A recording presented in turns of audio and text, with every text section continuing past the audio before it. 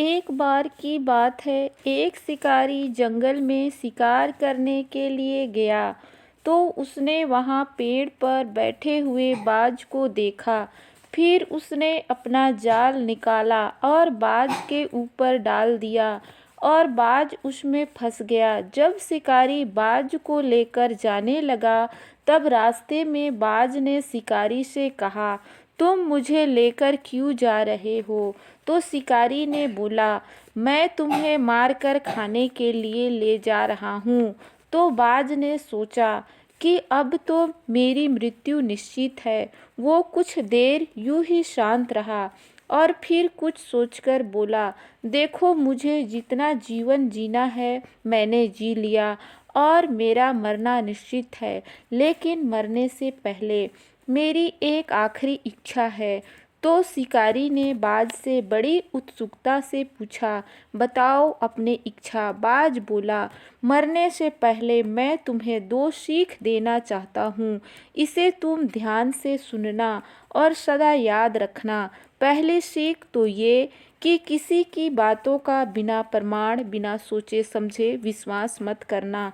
और दूसरी ये कि यदि तुम्हारे साथ कुछ बुरा हो या तुम्हारे हाथ से कुछ चीज़ छूट जाए तो उसके लिए कभी दुखी मत होना।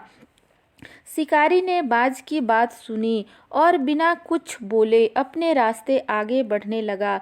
कुछ समय बाद बाज ने शिकारी से कहा, एक बात बताओ, अगर मैं तुम्हें ऐसा दे दूं जिससे तुम रातों रात अमीर बन जाओ तो क्या मुझे तुम आज़ाद कर दोगे? तो शिकारी फौरन रुका और बोला, क्या है वो चीज़, जल्दी बताओ। तो बाज बोला, दरअसल बहुत पहले मुझे राजमहल के करीब एक हीरा मिला था जिसे उठाकर मैंने एक गुप्त स्थान पर रख दिया था। अगर आज मैं मर जाऊंगा तो वो हीरा बेकार चला जाएगा। इसीलिए मैंने सोचा कि अगर तुम उसके बदले मुझे छोड़ दो तो मेरी जान भी बच जाएगी और तुम्हारी गरीबी भी हमेशा के लिए मिट जाएगी। तो ये सुनते हुए शिकारी ने बिना कुछ सोचे समझे बाज को आज़ाद कर दिया और वो हीरा लाने को कहा। बाज तुरंत उड़कर पेड़ की ऊंची शाखा पर जा बैठा और बोला, कुछ देर पहले ही मैं तुम्हें एक सीख दी थी, किसी की बातों का तुरंत विश्वास मत करना, लेकिन तुमने उस सीख का पालन नहीं किया। दरअसल मेरे पास कोई हीरा नहीं है और अब मैं आज़ाद हूँ। तो ये सुनते ही शिकारी मायूस पछताने लगा।